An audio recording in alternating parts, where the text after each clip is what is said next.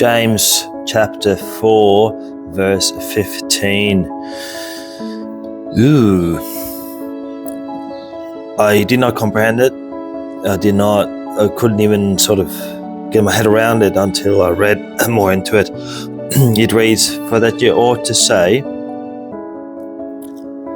if the Lord will, we shall live, and do that, and do this or that." That seems like another just phrase in our everyday life, do this or that.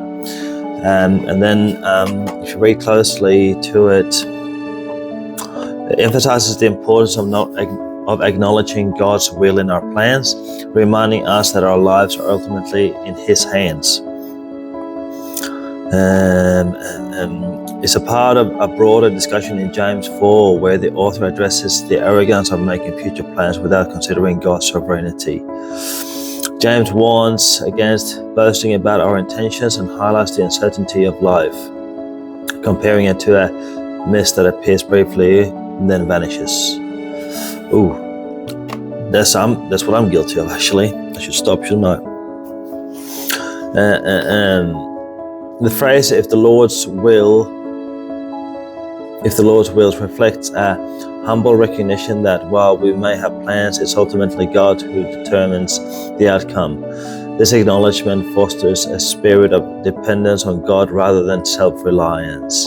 That is, I agree, it's very important. Humility in planning. James encourages believers to approach their future plans with humility, understanding that life is unpredictable.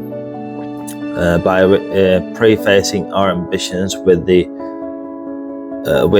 "if the Lord wills," we express our willingness to submit our desires to God's greater purpose.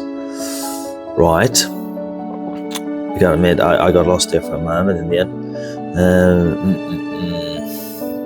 Encouragement to seek God's guidance. The verse serves as a reminder to invite God into our decision-making processes. It encourages believers to pray and seek divine guidance, recognizing that our best laid plans are subject to God's authority. Very important. Life's fragility. James emphasizes the fleeting nature of life, urging us to consider the temporary aspect of our existence. This perspective encourages a focus on eternal values rather than worldly success. Eternal values rather than worldly success. Right. So, in summary, James teaches that while it's natural to make plans for the future, yes, it is, we must always acknowledge God's ultimate authority over our lives. That's a good thing to do. This verse invites us to cultivate a relationship of trust with God, reminding us to hold our plans lightly and remain open to His guidance and will. By doing so, we align our aspirations with His divine purpose, fostering a deeper sense of peace and reliance on His timing. Yup.